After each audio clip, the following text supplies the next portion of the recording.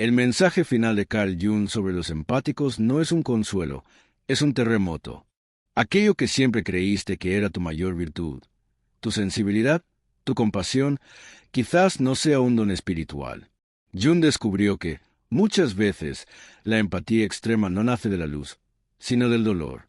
No es la llamada del alma, sino la cicatriz de una infancia en la que nunca pudiste existir plenamente. Piénsalo. El empático no es el elegido para sanar el mundo. En realidad, es el niño que tuvo que renunciar a su propio egoísmo sano para poder sobrevivir. El niño que aprendió a apagarse, a percibir el estado de ánimo de los demás incluso antes de comprender sus propios sentimientos. Eso no es virtud, es supervivencia. Pero Jung fue más allá. Vio que esa sensibilidad no es un error, ni una carga sin salida. Es solamente la mitad del camino de lo que llamó individuación, la travesía psicológica hacia convertirse en un ser completo. Y si te quedas conmigo hasta el final de este recorrido, comprenderás por qué tu empatía siempre pareció tanto un regalo como una maldición.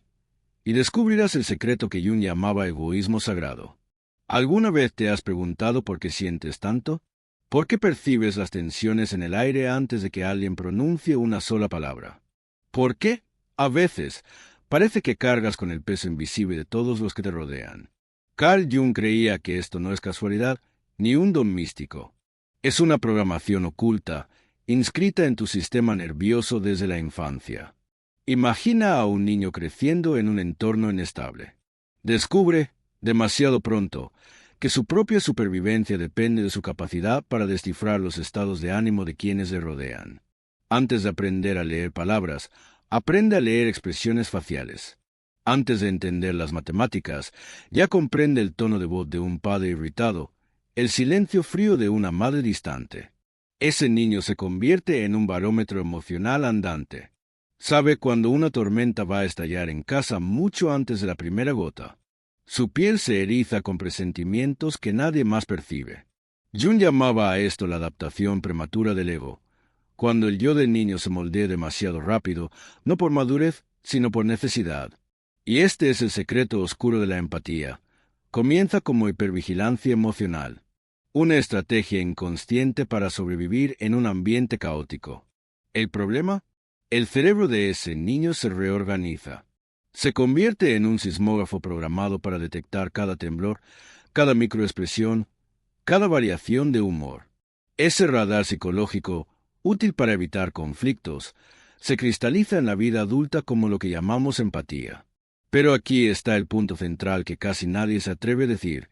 El empático no siente más porque sea más iluminado. Siente más porque aprendió que sentir era la única forma de mantenerse a salvo. Y el coste de esa adaptación es terrible. Las propias necesidades del niño quedaron anuladas. El egoísmo sano, el derecho natural a decir no y a existir por sí mismo, fue sacrificado. Amar a los demás se convirtió en una cuestión de supervivencia, y amarse a sí mismo pasó a ser peligroso.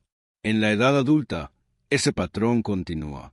Te conviertes en especialista en detectar los dolores ajenos, pero en un extranjero dentro de ti mismo. Vives la vida de los demás, pero no la tuya. Es como si hubieras desarrollado una antena gigantesca para captar cada emoción externa, mientras tu propia voz interior permanece silenciada. Jung veía en esto no solo una tragedia, sino también una señal de potencia interrumpida. Creía que estas personas estaban a mitad del proceso de individuación, un proceso que exige reconocer la raíz traumática de la empatía y transformarla en una elección consciente. Por eso, tu sensibilidad no es un fallo. Es una habilidad increíble, pero que nació del miedo. Y la pregunta es, ¿seguirás viviendo como prisionero de esa programación inconsciente o te atreverás a transformar tu empatía de compulsión en poder? Si alguna vez sentiste que leías una sala entera antes incluso de comprenderte a ti mismo, comenta abajo, yo leía las emociones antes que las palabras. Ese es el primer paso para arrancar el velo. Existe una parte de ti que siempre tuvo prohibido existir. No hablo de crueldad ni de maldad deliberada, sino de algo mucho más simple y mucho más peligroso para el niño que fuiste, el derecho a ponerte en primer lugar. Carl Jung llamaba a esto la formación de la sombra por el condicionamiento moral. Todo aquello que en tu infancia fue considerado incorrecto, egoísta o inaceptable, lo empujaste a las profundidades del inconsciente. Allí quedaron escondidos tus impulsos más humanos, la rabia, el deseo de decir no, la necesidad de descanso, la voluntad de ser respetado, el simple acto de tener necesidades sin pedir perdón por ellas. Te enseñaron a creer que todo eso era peligroso, que expresar tu rabia destruiría relaciones, que poner límites haría que dejaran de quererte, que colocarte en primer lugar era un egoísmo imperdonable. Así, tu sombra fue moldeada no por vicios, sino por las partes más auténticas de ti. Jung descubrió algo revolucionario. Esos impulsos no son patológicos. Son las piezas que faltan de una personalidad completa. La sombra no es un monstruo escondido. Es el depósito secreto de todo aquello que podría haberte dado fuerza, pero que aprendiste a reprimir para ser aceptado. Y aquí nace la paradoja del empático. La misma sensibilidad que lo hace profundamente conectado con los demás también lo vuelve profundamente desconectado de sí mismo. Cuanto más siente el dolor ajeno, más se aleja de su propia verdad. Por eso tantos empáticos cargan con una culpa silenciosa. Se sienten equivocados por desear espacio, descanso o respeto. Esa culpa no viene del presente, sino de la antigua voz de un sistema que un día castigó cualquier señal de un ego sano. En la oscuridad de tu sombra no hay pecados, sino las llaves de tu liberación. Y si deseas seguir desvelando estos secretos ocultos de la psique, no dejes que este sea solo otro vídeo olvidado. Suscríbete ahora al canal, porque cada nueva revelación puede ser la pieza que faltaba para que llegues a ser completo. El empático que nunca aprendió a ser sano en su egoísmo se transforma, inevitablemente, en lo que Carl Jung llamó el sanador herido. Alguien que da, pero no desde la plenitud, da desde vacío. Al principio, eso parece virtud. Te enorgulleces de ser quien siempre está presente, el hombro constante, el ancla que nunca falla. Pero detrás de ese papel existe un precio silencioso, el resentimiento. A cada sí que ofreces al otro, hay un no escondido para ti mismo. A cada noche mal dormida, a cada carga soportada, una parte de ti es sacrificada en nombre de la paz de los demás. Jung describió este fenómeno a través del principio de compensación. Todo aquello que se exagera termina convirtiéndose en su opuesto. Lo que empieza como compasión infinita acaba, tarde o temprano, en amargura. Lo que parece generosidad ilimitada se derrumba en explosiones de rabia. Por eso tantos empáticos relatan momentos en los que, de repente, pierden el control, como si toda la paciencia acumulada se rompiera en segundos. Porque, como observó Jung, quien nunca dijo no acaba estallando. Ese es el cruel paradoxo. Cuanto más intentas ser indispensable, más te pierdes de ti mismo. Y cuanto más ignoras tus propias necesidades, más el cuerpo y la psique comienzan a gritar en silencio, en forma de agotamiento, irritabilidad, enfermedades psicosomáticas. El sanador herido no es un altruista iluminado. Es alguien que, sin darse cuenta, aprendió a desangrarse para mantener a los demás en pie. Y es en ese punto donde la vida exige una elección: seguir siendo un mártir de tu propio vacío o aprender a integrar aquello que siempre te dijeron que era egoísmo. Hay un momento inevitable en el camino del empático en el que todo el sistema colapsa. Un día te despiertas y te das cuenta de que ya no puedes preocuparte con la misma intensidad. Lo que antes era combustible, escuchar, ayudar, salvar, ahora pesa como cadenas. Los problemas ajenos, que antes daban propósito, ahora drenan el alma. Empiezas a preguntarte, ¿acaso hay algo mal en mí? ¿He perdido mi corazón? Carl Jung llamaba a este momento la crisis de la individuación. No es un fallo, no es debilidad. Es la psique exigiendo que te conviertas en quien realmente eres, y no solo en el personaje que aprendiste a interpretar para sobrevivir. Esa crisis muchas veces aparece disfrazada de agotamiento, ansiedad, incluso depresión. Pero, en la visión de Jung, se trata de una emergencia espiritual. El alma se rebela contra el autoabandono continuo. El falso yo, aquel moldeado por el servicio compulsivo a los demás, empieza a desmoronarse. Aquí entra un concepto fundamental, la función trascendente. Jung creía que la psique posee la capacidad de unir opuestos, En este caso, el cuidador compulsivo y el ser auténtico que desea espacio, límites y soberanía. No se trata de elegir entre empatía y egoísmo. Se trata de integrar ambos polos en algo mayor, la totalidad, y, como toda transformación, este proceso incomoda al mundo que te rodea. Las personas cercanas pueden decir, «Has cambiado. Ya no eres la misma persona. Te has vuelto egoísta». Pero Jung advertía, esa resistencia no es prueba de error, sino prueba de crecimiento. Quienes realmente te aman apoyarán tu individuación. Quienes se resisten, solo se estaban beneficiando de tu autoabandono. La crisis de la individuación no es el fin de la empatía. Es el nacimiento de una nueva forma de cuidado, consciente, selectivo, enraizado en tu propia plenitud. Si alguien ya te acusó de haber cambiado cuando empezaste a poner límites, comenta ahora, yo no he cambiado, solo dejé de esconderme. Ese es el sello de quien atraviesa la crisis y da el primer paso hacia la libertad interior. Carl Jung comprendía algo que la mayoría de las personas rechaza. Sin un núcleo sólido de ego, no hay compasión verdadera. Lo que llamamos altruismo sin límites no es virtud, es prisión. Por eso, Jung hablaba de algo que podemos llamar egoísmo sagrado. No se trata de narcisismo destructivo, sino del derecho psicológico a existir plenamente, a cuidarte con la misma intensidad con la que siempre cuidaste de los demás. Este egoísmo sagrado posee tres pilares fundamentales. 1. Soberanía emocional. No eres responsable de los sentimientos de los demás.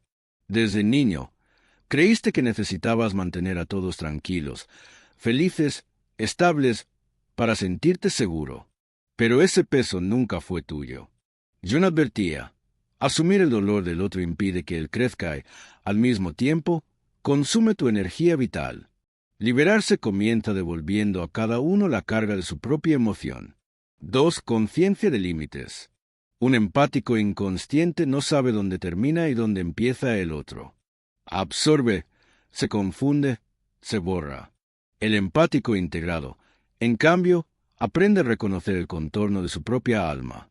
Jung llamaba a esto desarrollo del ego, la construcción de fronteras que hacen posible una relación auténtica, donde dos individuos se encuentran como iguales. 3. Legitimidad de las necesidades. En la infancia, te enseñaron que tus deseos eran peligrosos. Ahora debes rescatar la verdad olvidada. Tus necesidades son tan válidas como las de cualquier persona. Descanso, reconocimiento, reciprocidad, respeto, no son lujos, son fundamentos. Jung observaba que el individuo sano es capaz de amar a los demás en la misma medida en que se ama a sí mismo. Cuando estos tres pilares echan raíces, la empatía deja de ser compulsión y se transforma en elección. Ya no das porque lo necesitas, sino porque lo deseas. Ya no ofreces desde un vacío doloroso, sino desde una abundancia que desborda. Ese es el camino hacia lo que Jung llamaba amor diferenciado. Cuidar sin anularte, apoyar sin disolverte, sentir sin desaparecer. Si este mensaje resuena en ti, escribe en los comentarios. Yo doy desde lo que desborda, no desde vacío. Ese es el mantra de quienes rescatan su egoísmo sagrado. Cuando empiezas a practicar el egoísmo sagrado, algo inevitable sucede. Tus relaciones cambian. Y ese cambio no siempre es suave. Carl Jung observaba que muchos empáticos vivían en relaciones basadas en lo que llamaba identificación proyectiva. Eso significa que las personas a tu alrededor no se relacionaban contigo como individuo, sino como función. Tú eras el cuidador, el oyente, el solucionador de problemas. No veían tu totalidad, solo el papel que les resultaba útil. Cuando comienzas a decir no, cuando estableces límites, cuando eliges ponerte en primer lugar, algo inquietante ocurre. Esas personas sienten como si se les hubiera arrebatado un recurso vital. Es lo que yo llamo la retirada de la oferta emocional. El acceso ilimitado a tu tiempo y a tu energía desaparece. Y entonces surgen la rabia, la manipulación, las acusaciones. ¿Cuántas veces has escuchado frases como, ya no eres la misma persona? Te has vuelto frío. Te has vuelto egoísta. En realidad, lo que cambió no fuiste tú. Fue la dinámica de poder. Lo que antes se alimentaba de tu autoabandono ahora exige reciprocidad, y no todos están dispuestos a ello. Pero Jung también reveló algo extraordinario. Las relaciones que sobreviven a esta transición se vuelven más profundas, auténticas y transformadoras. Él escribió, el encuentro de dos personalidades es como el contacto de dos sustancias químicas. Si hay alguna reacción, ambos se transforman. Cuando practicas el egoísmo sagrado, descubres quién está realmente a tu lado por amor, y quién solo se beneficiaba de tu silencio. Esa es la recalibración relacional. Algunos lazos se disuelven, otros renacen con una fuerza inédita. Y en medio de este proceso, surge una verdad brutal, pero liberadora. No todos merecen acceso ilimitado a tu empatía. Si alguna vez notaste que al establecer límites algunas personas se alejaron, pero otras más verdaderas se acercaron, escribe en los comentarios. Atraigo a mis iguales cuando dejo de aceptar menos. Ese es el código secreto de la recalibración. Perder lo que nunca fue auténtico para ganar lo que siempre fue real. ¿Qué sucede cuando el empático atraviesa la crisis, enfrenta su sombra y rescata el egoísmo sagrado? Surge una nueva identidad, el empático integrado. Ya no es rehén de la compulsión de sentirlo todo el tiempo. Posee algo que Jung describía como conciencia empática, la capacidad de decidir cuándo, cómo y hasta cuánto sentir con los demás. La sensibilidad, que antes era una prisión, ahora se convierte en una herramienta. El empático integrado desarrolla tres habilidades esenciales. 1. Elección emocional. Su empatía deja de ser automática. Puede encender o apagar esa antena, eligiendo cuándo sumergirse en el dolor del otro y cuándo preservar su energía. 2. Desapego compasivo. Cuida sin cargar. Ama sin disolverse. Ofrece apoyo sin asumir responsabilidades que no le corresponden. Jung describía esto como la distancia amorosa, lo bastante cerca para ayudar, lo bastante lejos para mantener claridad. 3. Relaciones recíprocas. El empático integrado ya no se involucra en vínculos de uso unilateral. Atrae a personas que también saben dar y, en ese encuentro, nace lo que Jung llamaba individuación mutua. Ambos crecen lado a lado, como iguales. Esta transformación genera una estabilidad interior que Jung llamaba seguridad conquistada. Ya no es necesario el aplauso ni la aprobación para sentirse en paz. La fuente de tu fuerza ahora es interna. Como escribió Jung, quien mira hacia afuera, sueña, quien mira hacia adentro, despierta.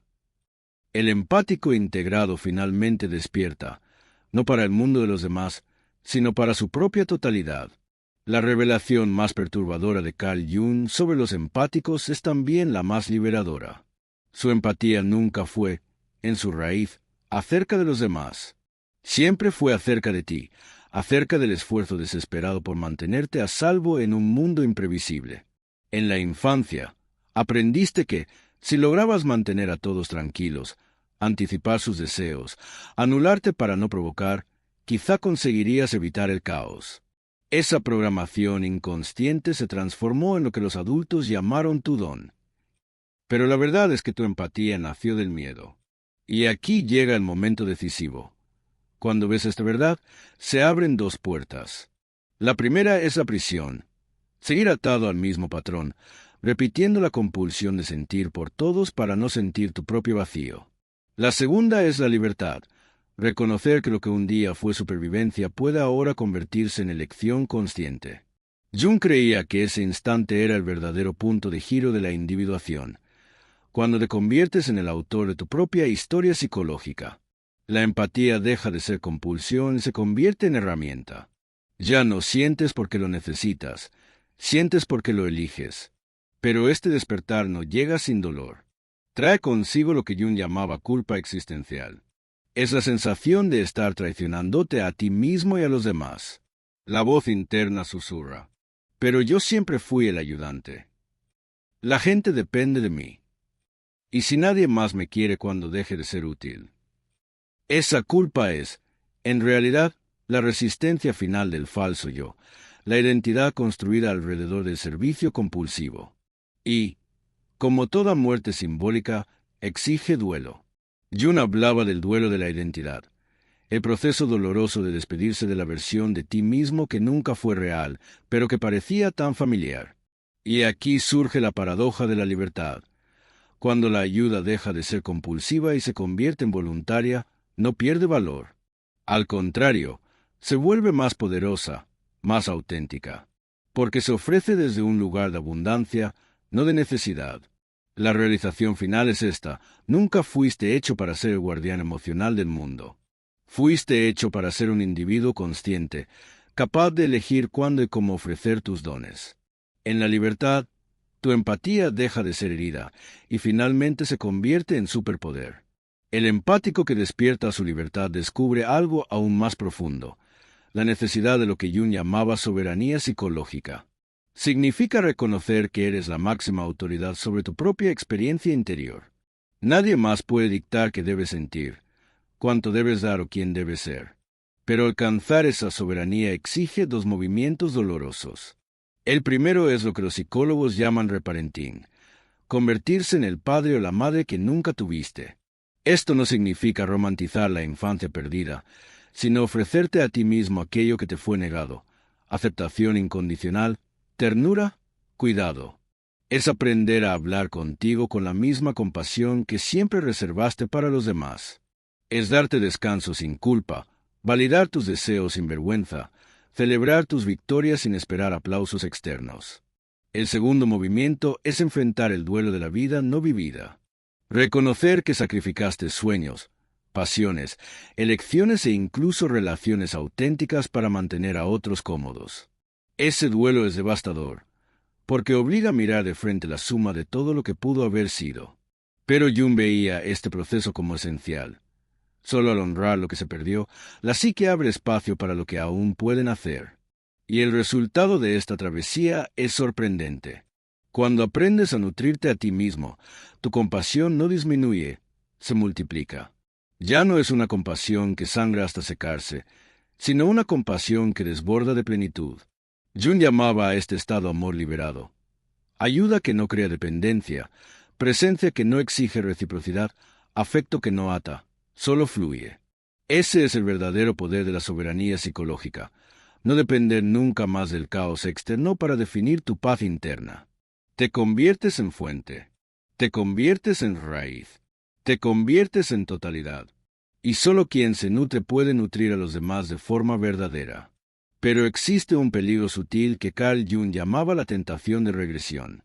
Después de conquistar tu libertad, de levantar límites y de empezar a vivir con autenticidad, serás puesto a prueba. El mundo a tu alrededor, acostumbrado a tu versión sumisa, intentará arrastrarte de vuelta. Y lo hará de formas casi imperceptibles: miradas de desaprobación, comentarios que insinúan frialdad, acusaciones de egoísmo. Son como cadenas invisibles que buscan devolverte al papel de cuidador compulsivo. Jung entendía esto como la resistencia colectiva al crecimiento individual. El grupo, la familia, los amigos, todos fueron moldeados por tu antiguo yo. Cuando tú cambias, ellos se sienten amenazados. Y la presión es inmensa: volver a lo conocido para no decepcionar, para no perder vínculos, para no ser llamado demasiado duro. Pero aquí está la verdad: el crecimiento real exige soportar la incomodidad de ser malinterpretado. No necesitas retroceder para tranquilizar a los demás. Si lo haces, estarás traicionando no solo a ti mismo, sino también el propósito de tu individuación. Como escribió Jung, el privilegio de una vida es convertirse en quien realmente eres. No permitas que la tentación de regresión borre esa conquista.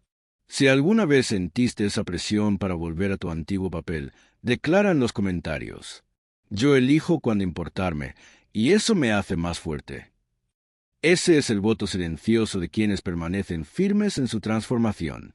La verdad final de Jung sobre los empáticos es clara: nunca fuiste demasiado sensible para este mundo. Simplemente estabas incompleto. Tu camino no consiste en volverte menos empático, sino en volverte conscientemente empático. Ya no alguien que da hasta pagarse, sino alguien que elige cuándo, cómo y cuánto dar, y, justamente por eso, ofrece un cuidado más puro, más auténtico, más transformador. El niño que nunca pudo ser egoísta ahora madura en el adulto que reconoce su derecho a existir plenamente. Ese es el verdadero egoísmo sagrado. Amarse a uno mismo con la misma intensidad con la que siempre amaste a los demás. Si este mensaje resonó en ti, deja en los comentarios: yo soy suficiente para mí mismo. Esa declaración es un sello, un pacto contigo mismo y con tu individuación. Y si este video trajo claridad a tu camino, deja también tu me gusta. No es solo un gesto de apoyo al canal, sino un símbolo de tu decisión de seguir despertando. Y no te detengas aquí. Sigue sumergiéndote en los demás videos del canal, porque cada uno de ellos es una llave para iluminar partes de tu propia sombra. Nos vemos en las sombras de la próxima verdad oculta.